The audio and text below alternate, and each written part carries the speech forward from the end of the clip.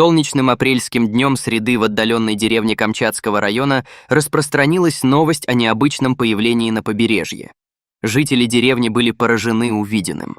Это был дикий белый медведь, которого никто из них никогда раньше не видел. Но как он туда попал? Эти животные обычно живут в нескольких сотнях километров в Арктике. Что ж, его история была интересной. Однажды, когда животное охотилось за едой, ледяной покров, на котором был найден белый медведь, должно быть, откололся от материка. Вероятно, животное пыталось вернуться на сушу, но было окружено ледяной водой и не могло рисковать.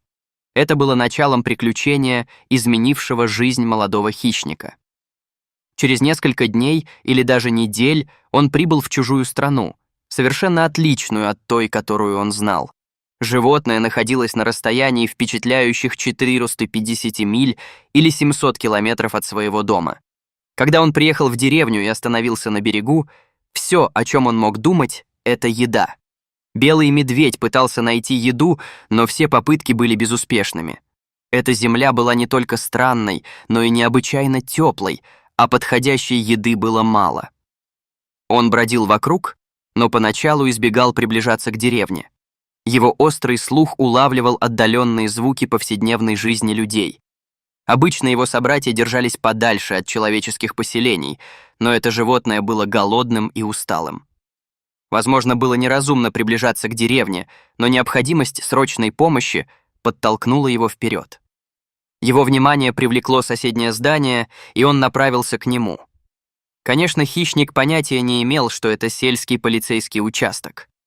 Ослабленный и уставший от долгого пути, он лежал и смотрел с грустным и беспомощным выражением лица, словно прося о помощи. Местной полиции не потребовалось много времени, чтобы узнать о необычном посетителе. Один из полицейских поднял тревогу, и были вызваны двое полицейских, чтобы осмотреть животное. Белый медведь был огромным, с белым мехом и хорошо заметными острыми когтями. Конечно, они очень боялись подходить ближе. Полицейские осторожно подошли, чтобы лучше рассмотреть животное, но держались на расстоянии, чтобы не напугать его. Обеспокоенные полицейские были шокированы, когда наконец узнали, что это было за животное. Там, в снегу, лежал большой и грозный молодой белый медведь, который загадочным образом приземлился в их маленькой деревне. Они не могли поверить своим глазам, но также поняли, что с их нежданным гостем что-то не так. Судя по всему, животное получило серьезную травму передней лапы. Белый медведь несчастно лежал, прижав раненую лапу к телу. Полицейские пожалели животное и были полны решимости помочь Колосу. Они связались с местными властями по охране дикой природы. Ответственные были удивлены, когда услышали о необычном случае, и отправились как можно быстрее. Они позаботились о лапе белого медведя и позаботились о том, чтобы он мог отдохнуть.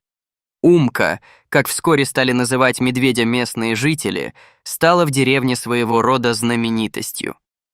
Жители деревни каждый день приносили ему много рыбы и деликатесов, хотя Умка ел лишь немного.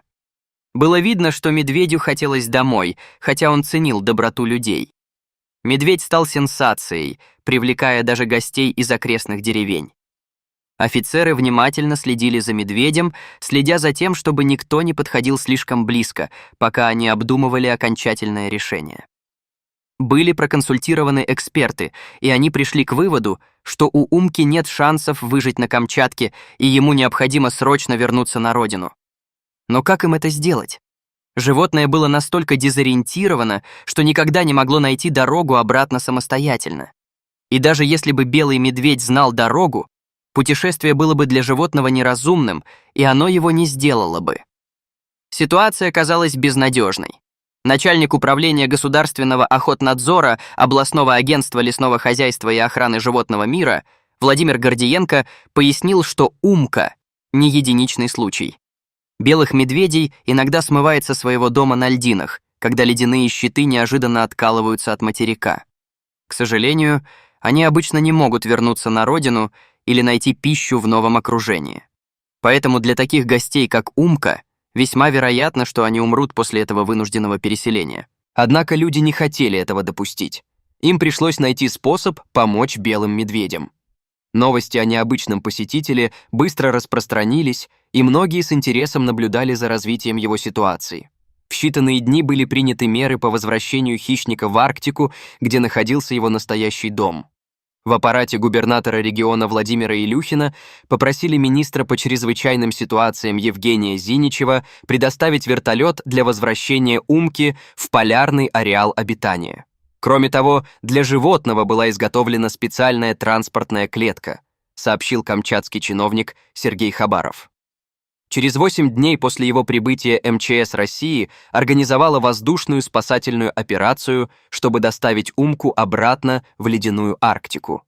Такого маневра никогда раньше не происходило, и поэтому он стал серьезной проблемой для всех участников.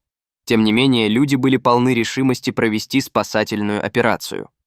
По прибытии на Камчатку специалисты временно усыпили медведя, чтобы он смог пережить полет. Консультант по дикой природе Камчатки Александр Зельницын сообщил, что Умка здорова и сыта. Затем анестезированное животное помещали в специально изготовленную клетку и погружали в вертолет. Жители деревни аплодировали, когда чиновники уехали с Умкой. Но никто не мог предположить, что произойдет во время полета. Это было долгое путешествие, и члены экипажа были напряжены, когда вдруг произошло нечто совершенно неожиданное. Они услышали шум в клетке. Белый медведь проснулся. Все были настороже. Они не хотели пугать животное резкими движениями. Обеспокоенность экипажа была высокой, поскольку они опасались, что животное может попытаться разрушить клетку или встряхнуть вертолет Ми-8 на 700-километровом полете. Это могло поставить под угрозу всю миссию и подвергнуть опасности жизни всех находившихся на борту. К счастью, медведь, похоже, понял, что люди хотят ему помочь. Ко всеобщему удовольствию он спокойно оставался в своей клетке, наблюдая за ними своими темными глазами. Во время полета он был в сознании, но клетку не тряс. Представитель правительства Камчатского края сообщил прессе. Это было громко, и Умка был напуган, но сохранял спокойствие. Он был таким храбрым медведем. Полет прошел гладко, пока они не достигли пункта назначения, где его должны были освободить. Приземлившись, они открыли дверцу клетки, и Умке предложили выйти. Медведь на мгновение поколебался, а затем убежал в пустыню. Миссия прошла с большим успехом, и Умка, наконец, вернулся в свой привычный дом.